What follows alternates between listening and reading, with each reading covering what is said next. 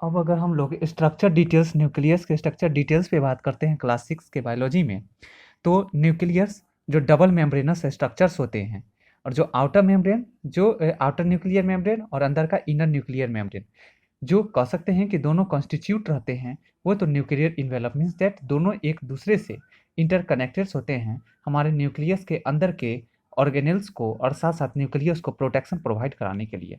यह सेपरेट्स भी nuclear envelope करने का काम करता है। किससे?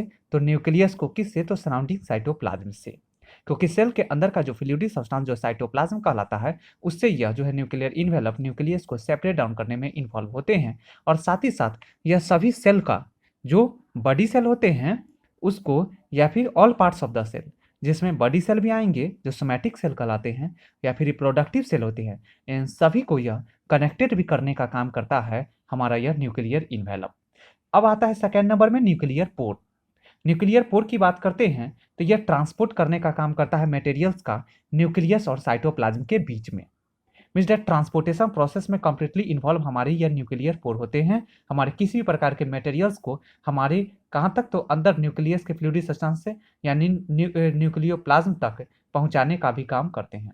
न्यूक्लियोप्लाज्म जो हमारा न्यूक्लियस के स्ट्रक्चर और शेप को मेंटेन करने का काम करता है। जबकि अगर हम बात करेंगे न्यूक्लियोलस, जो deep dense spherical like structure होते हैं जो क्रोमैटिन रेटिक्यूलम पर प्रेजेंट होते हैं, जिसका दूसरा नाम फैक्ट्री ऑफ राइबोसोम्स भी है।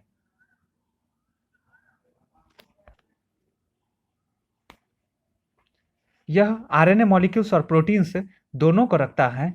किसके लिए? तो मेजर फॉर्म में। किसके लिए? तो as a major site ribosome synthesis के लिए, और साथ साथ प्रोटीनस टाइप के मॉलिक्यूल और आरएनए मॉलिक्यूल को एज ए सिंथेसाइज करने के लिए। कब? तो as a hereditary role play करने के दौरान। न्यूक्लियोलस का शेप जो होता है वो स्फेरिकल होता है, और साथ ही साथ न्यूक्लियोलस का नंबर या तो एक भी हो सकते हैं या एक से ज़्यादा भी हो सकते हैं। क्रोमोजोम की बात करते हैं तो क्रोमोजोम जो एक थ्रेड लाइक स्ट्रक्चर है जो न्यूक्लियस के अंदर प्रेजेंट रहते हैं। यह क्रोमोजोम जो हेरिडिटरी रोल प्ले करने का काम करता है और साथ ही साथ जेनेटिक कैरेक्टर को कैरी करने का काम करता है वन जनरेशन से नेक्स्ट जनरेशन द्वारा में। किसके द्वारा? तो जीन के द्वारा। यह जीन का मतलब डिफिनीशन कहेंगे कि यह डीएनए का एक सेगमेंट होता है जो रिस्पॉन्सिबल यानी जिम्मेवार होता है एक निश्चित खास कैरेक्टर के लिए, और वो character that is hereditary character, inherited character, जो वही क्या कहलाते हैं? जीन कहलाते हैं। डीएनए की बात करेंगे तो डीएनए खुद में एक जेनेटिक मटेरियल्स है। उसके बाद में कहेंगे कि डीएनए का डिफिनीशन, तो यह दो न्यूक्लियोटाइड है, और जब दो न्यूक्लियोटाइड एक दूसरे के ऊपर में सीक्वेंसिंग में ओवरलैप के फॉर्म में होते हैं तो वही मेरा डीएनए कहलाते हैं। यह न्यूक्लियोटाइड जो मेरा फॉस्फेट से, शुगर से और नाइट्रोजिनस बेस से मिलकर बने होते हैं। फॉस्फेट के अंदर फॉस्फेरिक एसिड प्रेजेंट होते हैं, शुगर के अंदर हमारा राइबोज प्रेजेंट होते हैं, और जबकि अगर हम बात करेंगे नाइट्रोजिनस बेस तो उसमें हमेरा प्यूरिन और पाइरिमिडीन प्रेजेंट होते हैं, जिसमें एडेनिन, थाइमिन, गुआनिन, साइटोसिन और यूरेसिल प्रेजेंट होते हैं जो हमारे इस डीएनए के न्यूक्लियोटाइड के मेंटेनेंस में इन्वॉल्व होते हैं। हम कहेंगे कि यहाँ पे 10 न्यूक्लियोटाइड्स होते हैं, जिसमें हम कहेंगे कि एक और दूसरे न्यूक्लियोटाइड के बीच का डिस्टेंस 3.4 एंगस्ट्रॉम होता है।